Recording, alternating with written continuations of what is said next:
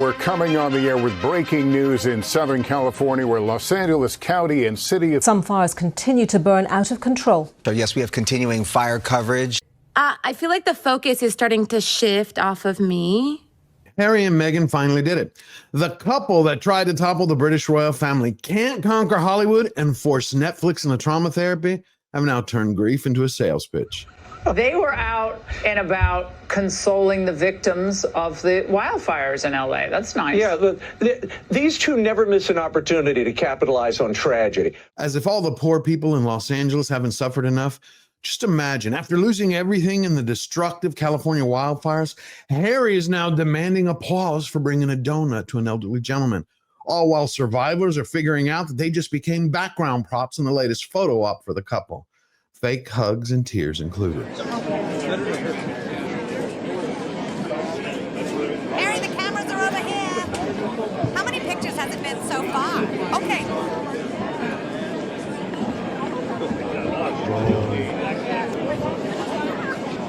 So, how much are we getting paid for this?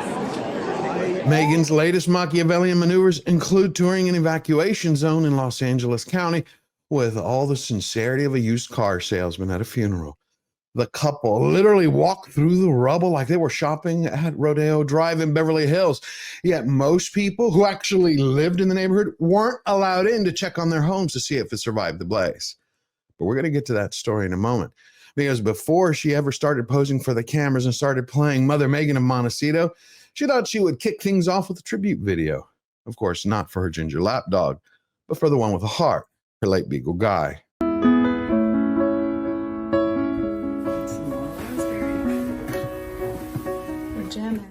The video comes complete with sad music, sentimental photos, and a post telling everyone that they'll see even more of the Beagle in her upcoming show if Netflix ever decides to air it.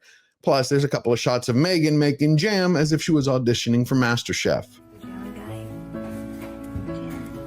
Talk about timing. It was just days before the original premiere date of her Netflix show when the dog crossed the Rainbow Bridge. So naturally, Meghan took a time out to play Spielberg. This isn't mourning, it's branding.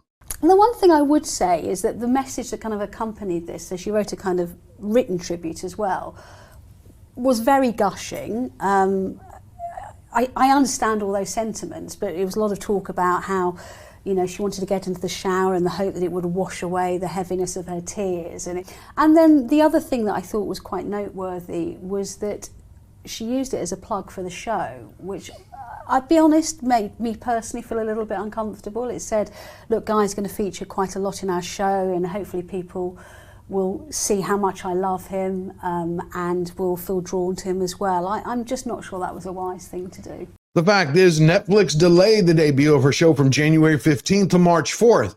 Meghan and the studio said they're only postponing the series due to the tragic destruction caused by the California wildfires. Personally, I think the streaming giant hit the 5-alarm fire bell because they saw the writing on the wall. The trailer has an 89% negative reaction from viewers, becoming one of the most disliked teasers from the studio in its entire history. 168,000 downvotes and sinking fast. That's not love coming from the public. It's a message they're sending. And it's a classic recipe called El Rejeccione. So naturally, Netflix did the same thing, and they slammed the brakes on Meghan's rebrand tour. Because nobody is buying her transition, where she goes from playing a fake fist-pumping feminist to playing a fake traditional wife. So I thought I would do my part and share the news and spread the love. You're welcome. Now, with Guy barely gone and his memory already being used for marketing, you know, a cynical man would joke, was that dog whacked for ratings? How dare you, sir? What are you suggesting? It's obviously not true. Just a little hypothetical humor. Nobody whacked the dog. Otherwise, in another reality, it would give a whole new meaning to With Love, Meghan. As for me, when I lost Rocky, my first dog as an adult, I was wrecked, so crushed I couldn't get off the couch, let alone go to the computer to start editing. But Meghan, she somehow found the inner strength to turn her tears into timestamps and insert shots of her ladling for likes mid-eulogy. Then she squeezed in the voice of her son in the video. Just another little tease to tempt the audience and let them know that he might show up in the series. Seriously. The California couple has spent years sharing glimpses of their children like they were Bigfoot sightings. And now suddenly, when Netflix is their last stop saloon, out pop the kiddies as props. The Meghans can pull all the publicity stunts they want in the world. It's not going to help, and we can see the proof all around us. Every time they try something, the only thing they end up doing is unmasking themselves. With Love, Meghan is no different. It's not a lifestyle show. Netflix just confirmed it. Matter of fact, the studio categorized Planet Meghan as reality TV.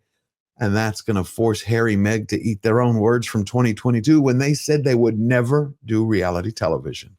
This is my audition for Real Housewives of Montecito.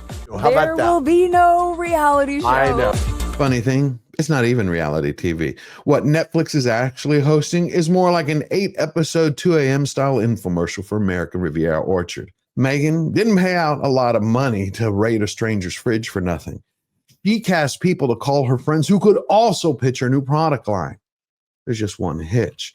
For a lifestyle brand to be successful, like the ones from Martha Stewart, Gwyneth Paltrow, and the Olsen twins, people have to be a little envious of you. They have to think to themselves, boy, I wish I had a little bit of something that she had. No one wants what Meghan's got. That's what she said. By all accounts, this year, the House of Montecito's $100 million Netflix contract will self-destruct.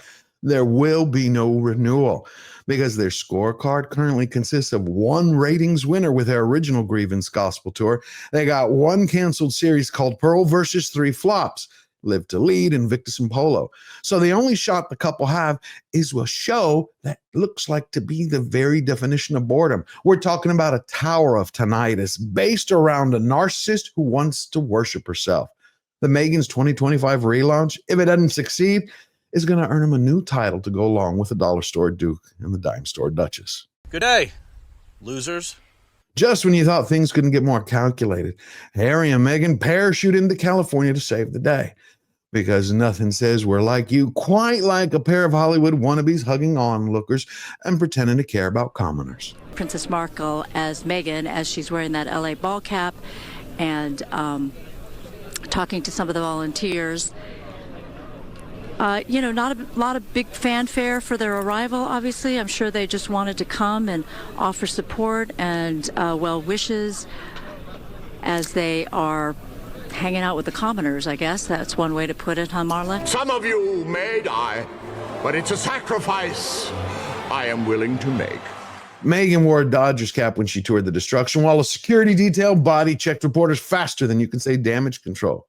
You see, once the couple were done showboating their sympathy, and Meghan was finished with her performance of playing Florence Nightingale of Flames, the couple quietly strolled by a disabled man in a wheelchair without a wink, a nod, or even an outstretched hand of help.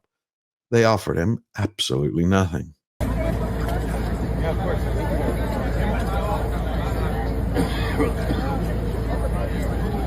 And then there's that pièce de résistance. Harry and Meghan opened up their $29 million mansion to all their friends evacuating from Los Angeles. Saintly, right? Like they got in touch with their inner angels for a moment. No. Look at who they hang out with. Studio bosses, Oprah, Tyler Perry, and Hollywood celebrities who can help them climb the ladder. Which tells us what they actually did. You had multimillionaires open up their multi-million-dollar mansion to other multimillionaires. And the media fell for it. They drank it in like cheap champagne at a charity gala. I can't believe you fell for the oldest trick in the book. What's with you, man? Come on! As for the regular folks, the ones who actually lost their homes, the firefighters who actually risked their lives, the single moms living paycheck to paycheck, hoping there's something to return to, for them it was nothing but crickets. Total silence. Unless you count the sounds of self-congratulations echoing all around Harry's playpen at Montecito Manor. Well, Dick, here's the deal. I'm the best there is, plain and simple. I mean, I wake up in the morning, I piss excellence. At this point, it's fair to say that more than a few people weren't too happy that the PR panhandlers even showed up. One of them is based as hell. You're talking about a pop culture icon for Generation X. Justine Bateman went full savage mode on the Sussex circus. Meghan Markle and Harry are no better than ambulance chasers. What a repulsive photo op they achieved. They're touring the damage. Are they politicians now? They don't live here. They're tourists. Disaster tourists. Justine is right.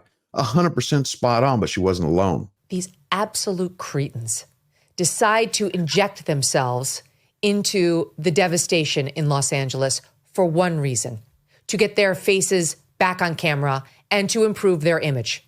They want people to think well of them, so they decide, you know what they really need? Us.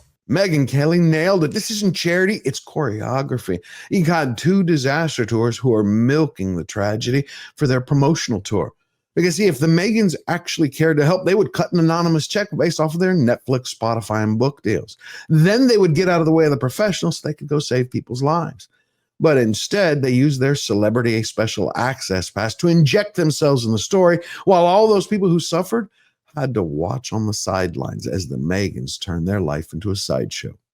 I found it crazy that there are people, most people cannot get into these areas, especially Altadena, and they don't even know if their homes are still there. For Meghan and Harry to show up from Montecito, where they don't have a home there, and they're the ones that get in and they get a tour, for what reason? There is no business for them to look at the destruction. Nothing is really sacred for Harry and Meghan in their relentless quest for relevance. Take a look at their motto, show up and do good. They use that to turn the California wildfires for themselves into a red carpet premiere. And that's just days after Meghan cooked up a cinematic farewell for her dog. But if when it came to her father, when he was fighting for his life, there was nothing. Silence. When it came to her sister, as she suffered from multiple sclerosis, again, nothing. Are you sensing a pattern?